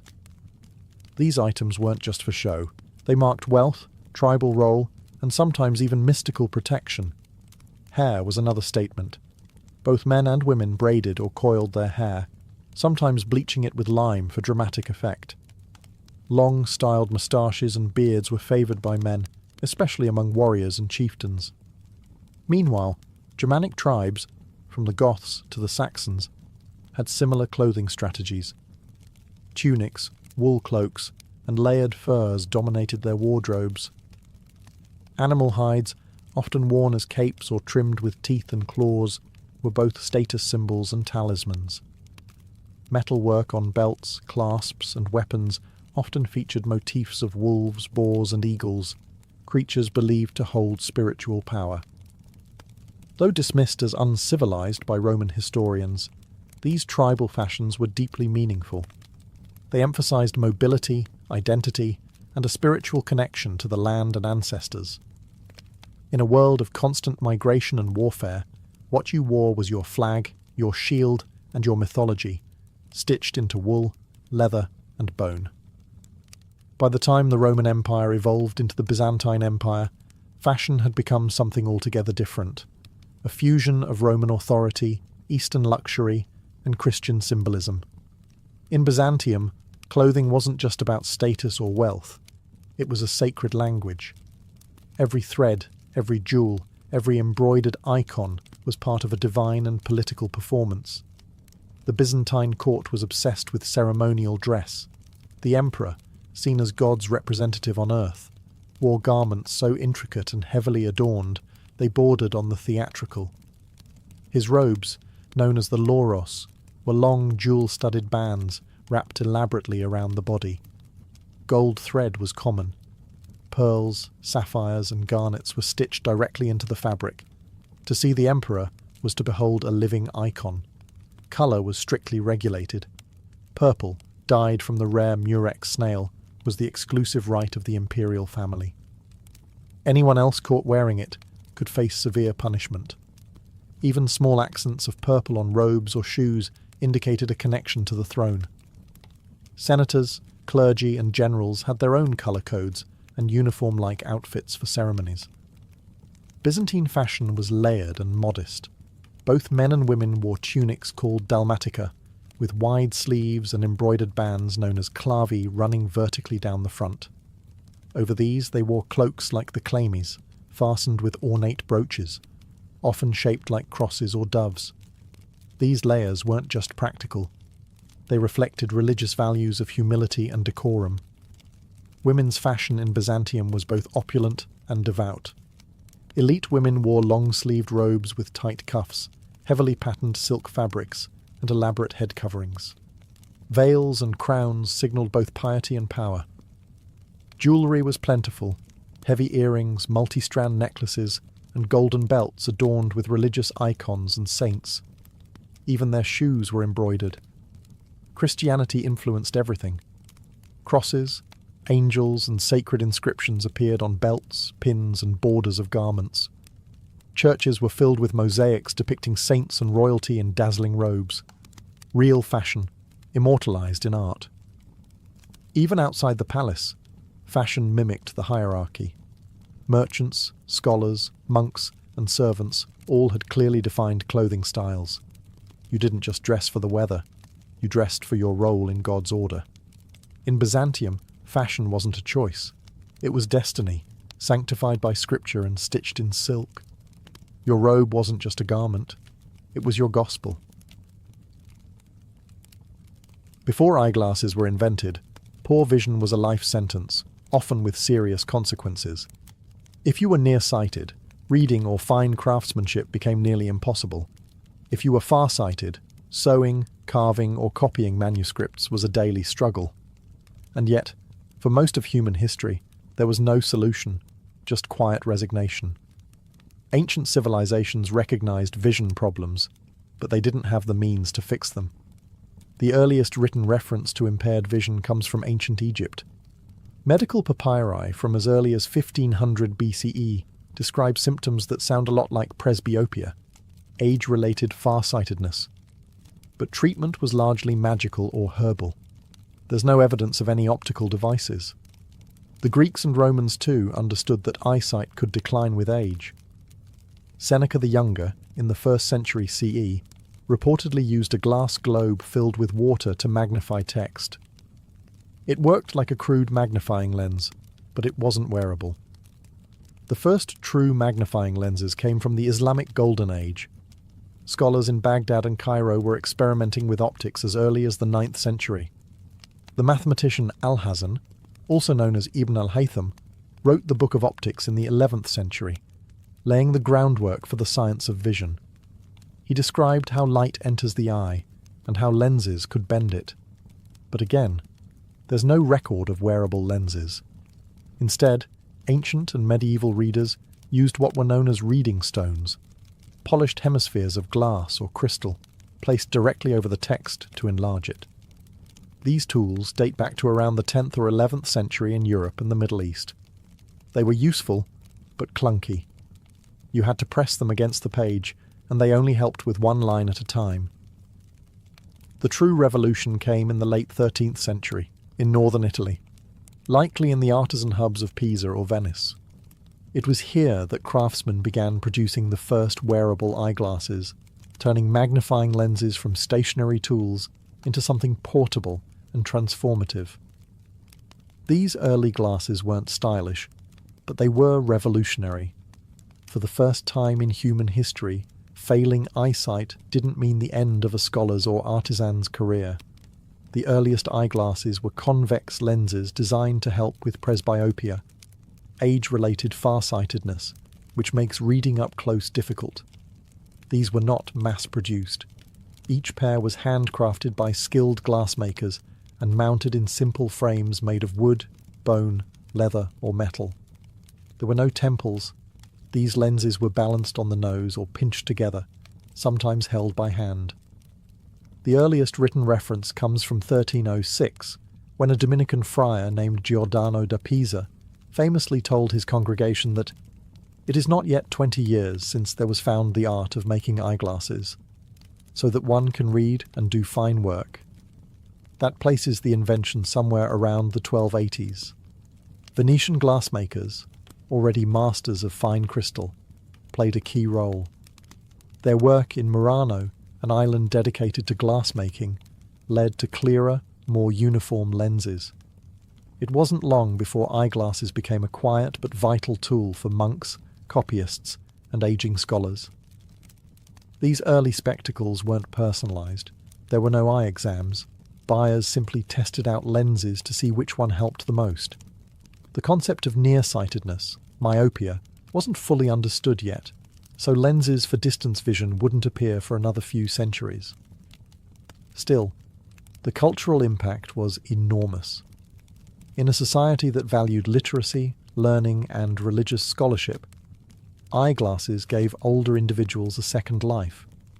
Monks could continue copying texts. Doctors could read anatomical diagrams. Artists could keep painting intricate details.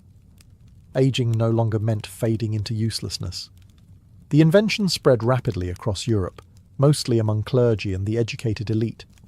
Glasses were expensive, and illiteracy was still widespread, so their use was limited.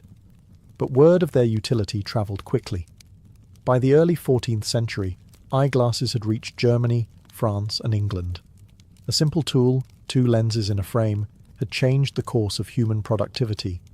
For the first time, vision loss was not a final chapter. It was a problem with a solution. As the 14th and 15th centuries rolled on, eyeglasses moved beyond monasteries and into the bustling hands of Europe's growing middle class. The invention of spectacles coincided with the rise of literacy, trade, and urban life. And with it, eyeglasses evolved from obscure scholarly tools to everyday commercial goods, accessible, portable, and increasingly practical. Thanks to the rise of towns and guilds, more people were learning to read, merchants, artisans, and bureaucrats among them. Reading contracts, ledgers, and inventories required good close-up vision. Presbyopia, still the most common visual issue addressed by spectacles, no longer sidelined older professionals. In a world driven by writing and math, eyeglasses became a silent partner in economic expansion. By the 15th century, eyeglasses were being sold by peddlers, apothecaries, and even street vendors. These were rudimentary models, simple convex lenses mounted in wire or horn frames, held in place by pinching the nose or tying cords around the head. They weren't comfortable, but they worked. For many, it was the first time their world came into clear focus in decades. In 1450, Johannes Gutenberg's printing press changed everything. Suddenly, books could be produced by the hundreds, and later, by the thousands. As printed material flooded Europe, the demand for eyeglasses surged. Literacy rates crept upward, and with them, the need for vision correction. Glasses became more than a scholarly aid. They became tools for the new information age. eyeglass manufacturing began to specialize. In Nuremberg, Germany, spectacle makers formed one of the first dedicated guilds by the late 15th century.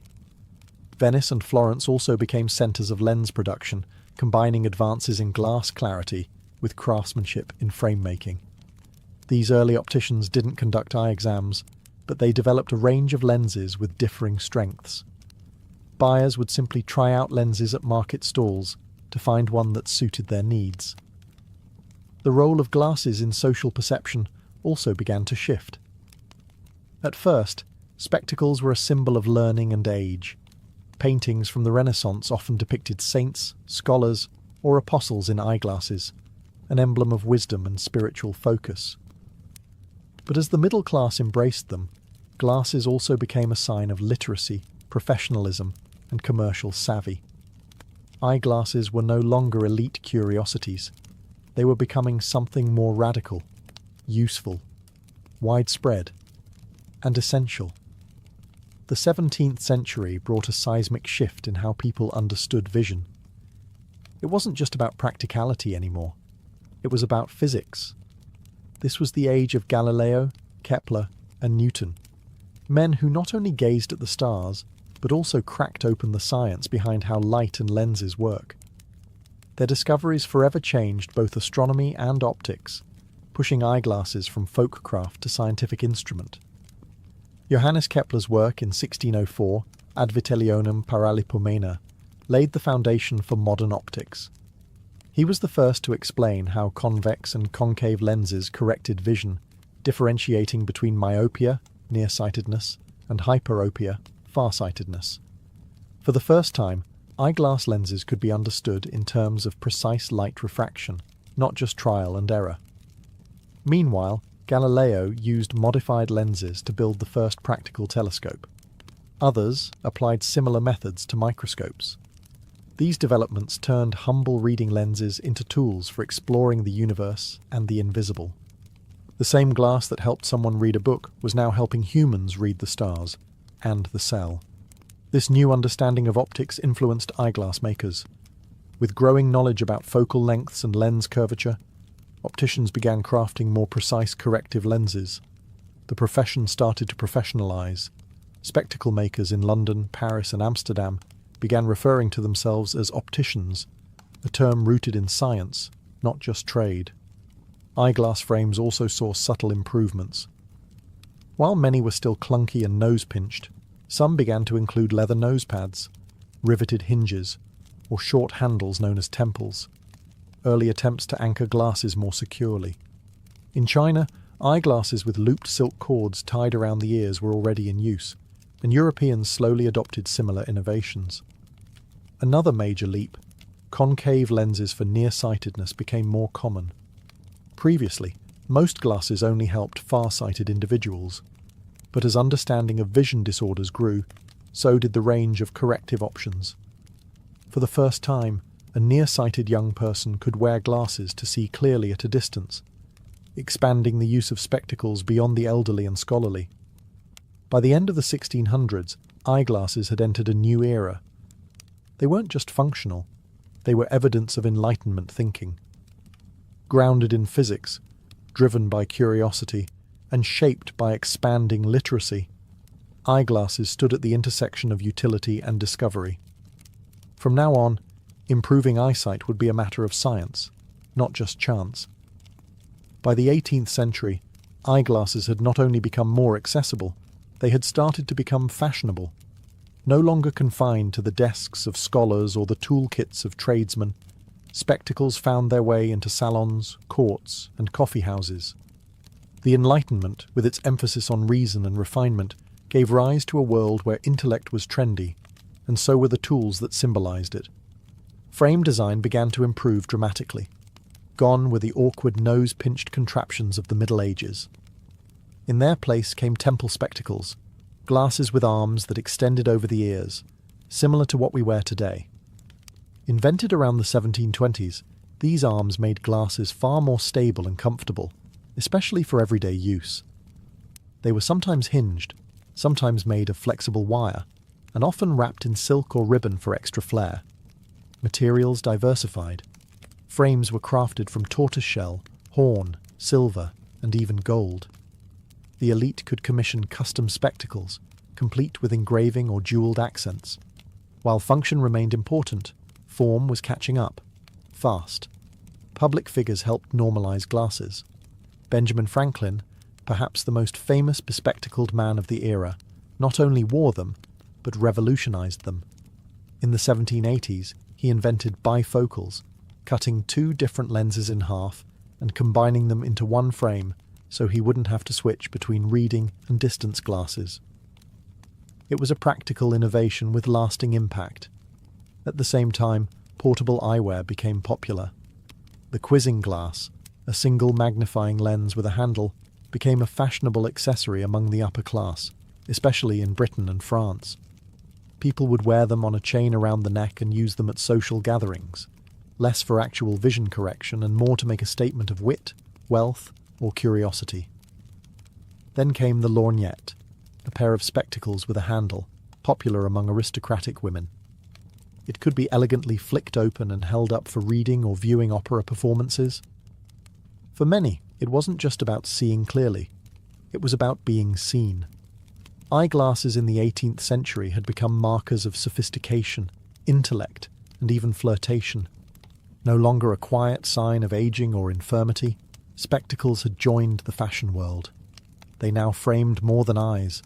They framed identity. The 19th century brought spectacles to the masses. With the rise of the Industrial Revolution came not just steam engines and factories, but a total transformation in how eyeglasses were made, sold, and worn. What had once been artisan-crafted accessories for the few became mass-produced necessities for the many. Before industrialization, glasses were mostly made by hand, one pair at a time. But new machinery allowed for the consistent production of lenses and frames on a large scale. Glass cutting, metal shaping, and lens grinding became faster and more precise. This meant more people could afford glasses, and more could finally see clearly. By the mid-1800s, eyeglasses were available in general stores and even by mail-order catalogue. You didn't need to visit an optician anymore. Instead, people would test pre-made lenses on their own, trying on different strengths until they found one that worked. While this was far from personalized eye care, it was a giant leap forward in accessibility. Frame styles also expanded. Steel, nickel, and celluloid, an early plastic, became popular materials, replacing more expensive horn or tortoiseshell. The classic pince-nez, a nose-clamping style with no temples, was trendy among both intellectuals and fashion-conscious gentlemen.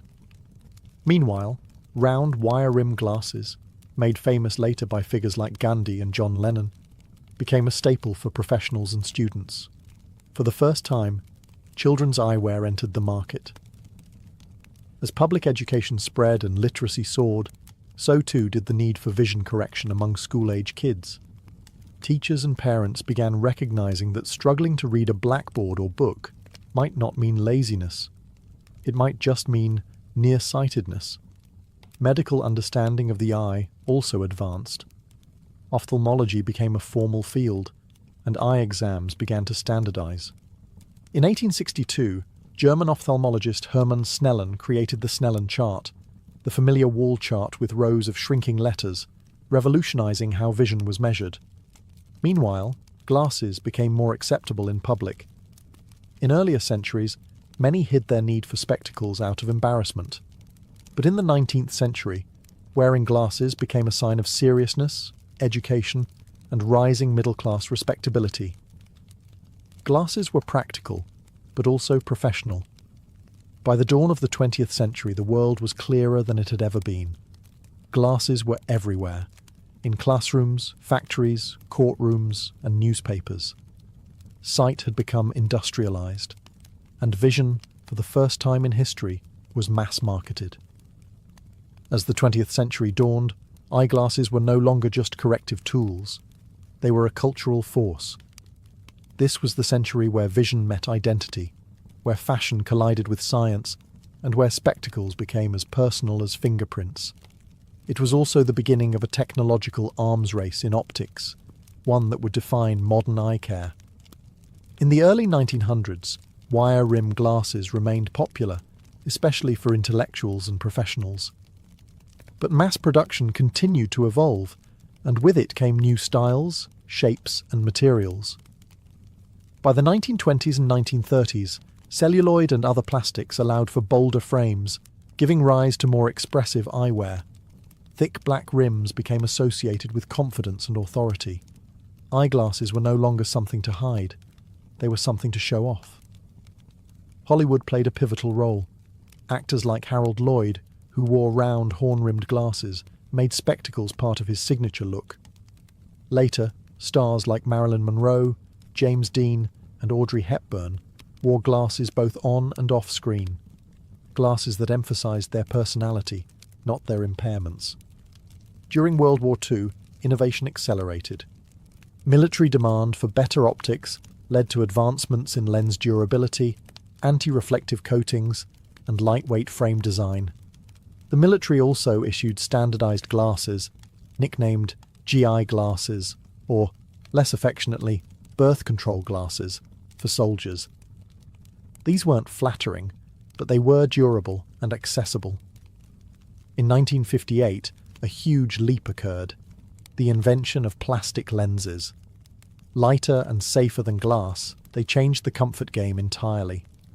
Combined with the development of photochromic lenses, which darken in sunlight, glasses became more versatile for everyday wear.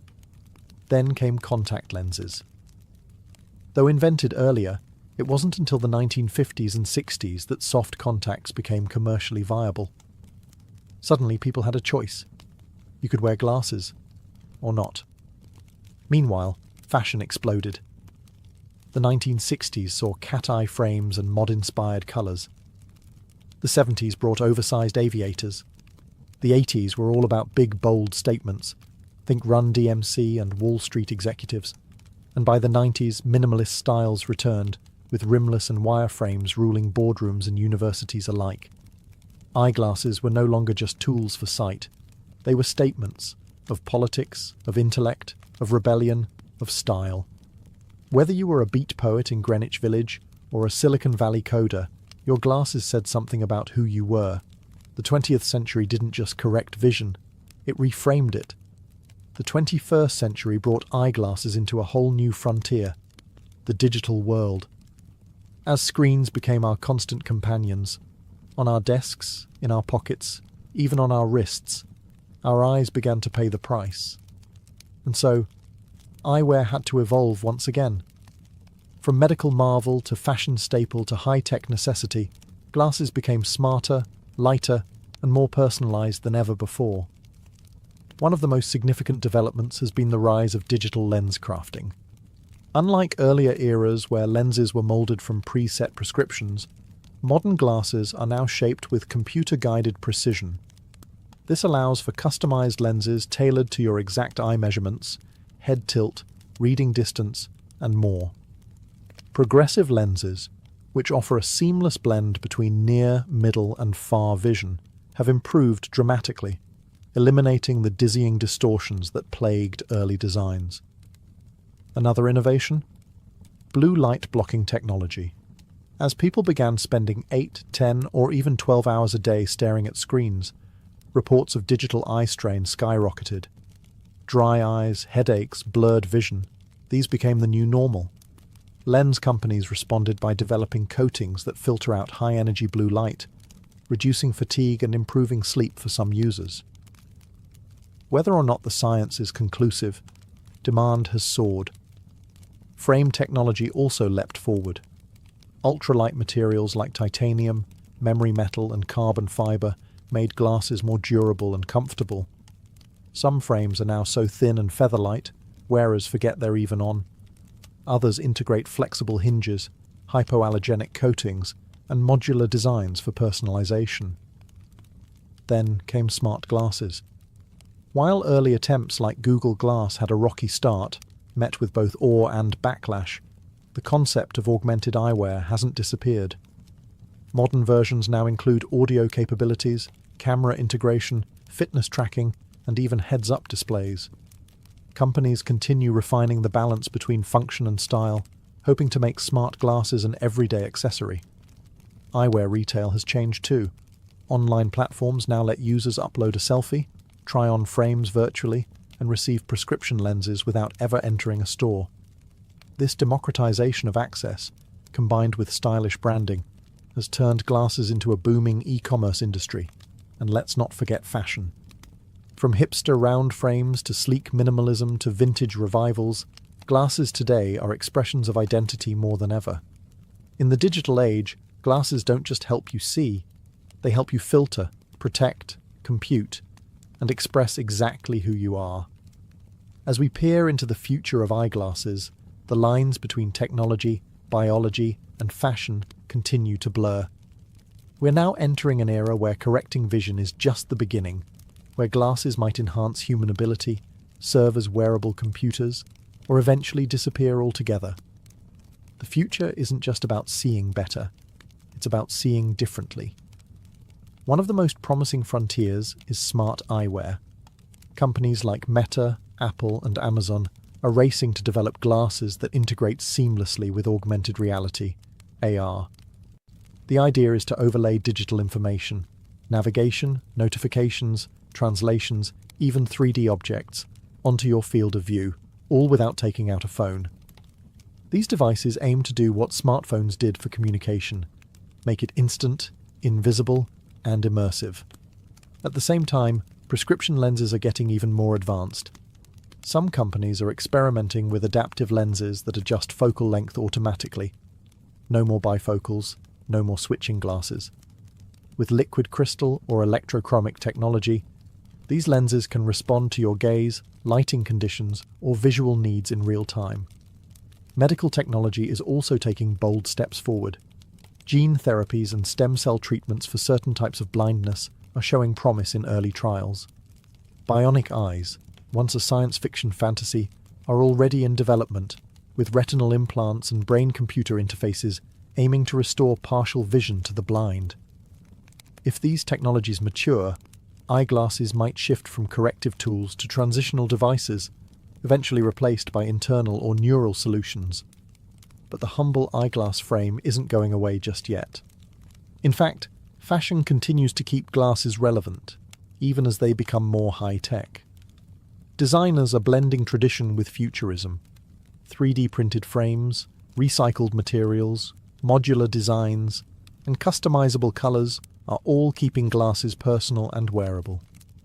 Meanwhile, virtual reality headsets, once bulky and awkward, are slimming down, borrowing heavily from optical science to create immersive experiences in sleek, goggle-like form. These too, in a sense, are the spiritual successors of the lens. What started as a monk's reading aid in 13th century Italy has now become a gateway to digital worlds, a medical marvel, and a cultural icon. The story of eyeglasses isn't just about helping us see the world more clearly. It's about how the world has come to see us, and how that vision continues to evolve, one lens at a time.